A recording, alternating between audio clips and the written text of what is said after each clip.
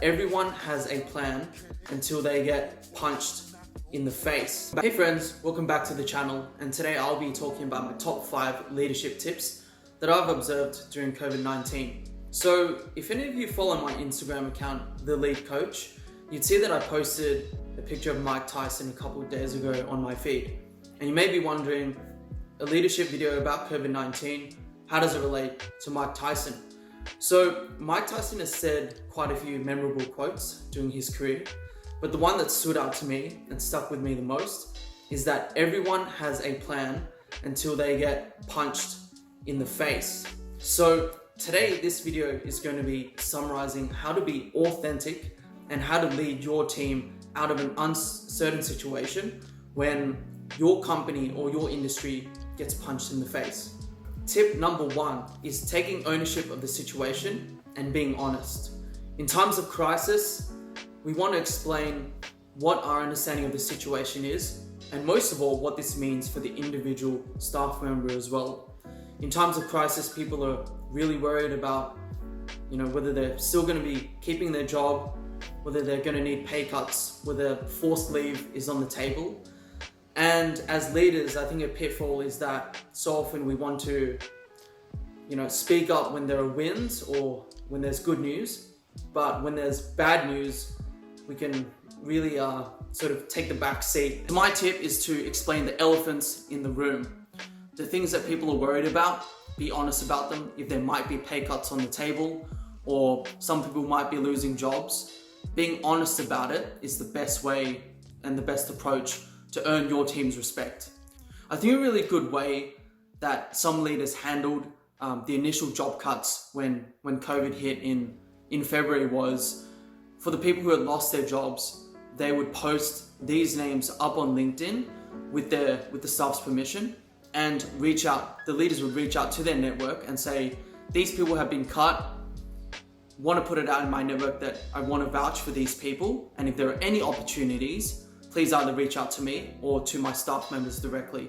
Tip number 2 is mapping out the game plan. In times of uncertainty, it's really important to make the game plan clear and the different scenarios that your team and your business might be falling into. In the initial stages of COVID, there was even more uncertainty. A really good example that I saw was within my own business. Right away when the crisis hit, my leaders made it really clear in our team meeting the business continuity plan. And the business continuity plan mapped out the different scenarios depending on how hard our industry was hit. Our directors made it very clear, scenarios A to D, at least 4 scenarios, what that would mean for our pay cuts and what that would mean for forced leave as well. I think when you lay out all the pieces and you're really honest, that gives your team reassurance for what will happen in these future times of uncertainty.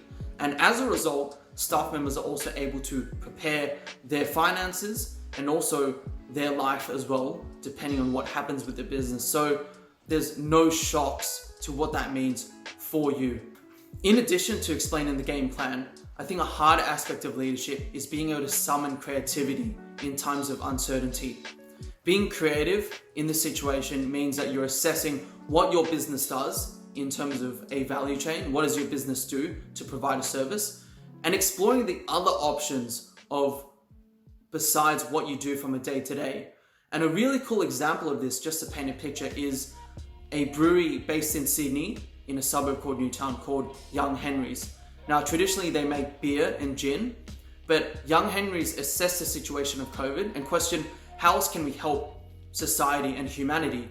And they saw that with their products, typically a large part of it is distilling and preparing ethanol for their alcohol products. And they saw that, ethanol is also used for hand sanitizer. So they pivoted very early on in COVID and they started producing hand sanitizer for people, which was great. Tip number 3 is lead in the trenches. And what this means is, are you willing to do the things that you are telling your team to do? And why I really believe this is that leading in the trenches has a couple of benefits. First of all, that you are on the same level as the troops who are doing the groundwork, and as a result, this also earns the respect of your team, but also gives you a way better indication of exactly how things are done, and you're able to empathize with your staff for what they're feeling and what they're going through in a situation, which allows you to lead that much better because you have the insight. So a good example of leading in the trenches was that my directors did mention that we needed to deliver top quality work for our clients and to be continually looking for opportunities. Now, right after they shared this news, 2 of my directors came onto our projects and started delivering with us side by side. Now, typically within a consulting firm, at least with the bigger firms, you have the partners up top who are mainly looking for opportunities, and it's pretty rare that they'll come down and deliver work. There's quite a big separation of power, and typically consultants like myself, associates, senior associates, even managers are stuck with delivering the work, and the partners very separated. But in this case, in the time of crisis, our directors, my directors responded straight away and were pretty much on the battlefield with us. And that was a really big boost to morale, which made us want to deliver even higher, top quality work and push harder through the uncertain situation. In addition to this, obviously with COVID, pay cuts and forced leave are something that staff need to consider. But my directors expressed that if they had to take pay cuts, that the directors would be the first ones to take the cut. So it was a really big vote of confidence and just a humbling experience as well. A lot of my other friends, in consulting firms and in the industry had to experience pay cuts, but the distribution of sacrifice wasn't necessarily passed all the way to the top. Tip number 4 is communicate regularly and to all levels of your company. Especially in times of uncertainty, you might not always have good news to deliver, or in terms of your plan and what you're trying to plan for, there might not actually be an update to provide to your team.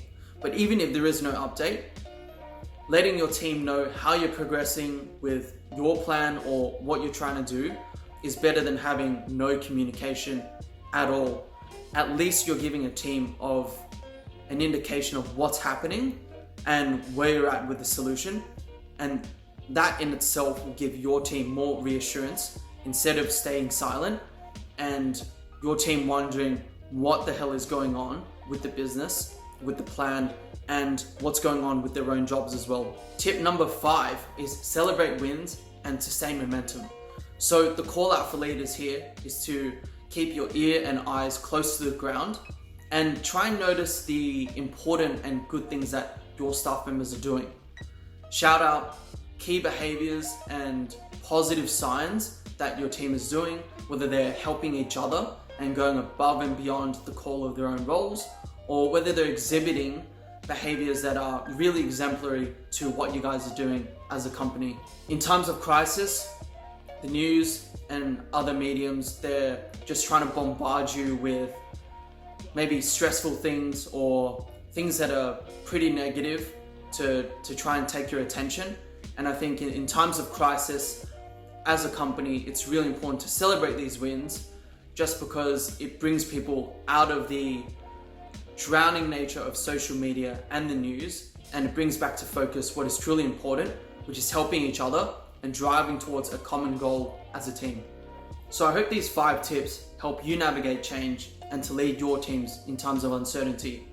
To reinforce the main message, it's about being authentic, acknowledging the situation honestly, mapping out the game plan, and leading with your team in the trenches and tackling the situation together.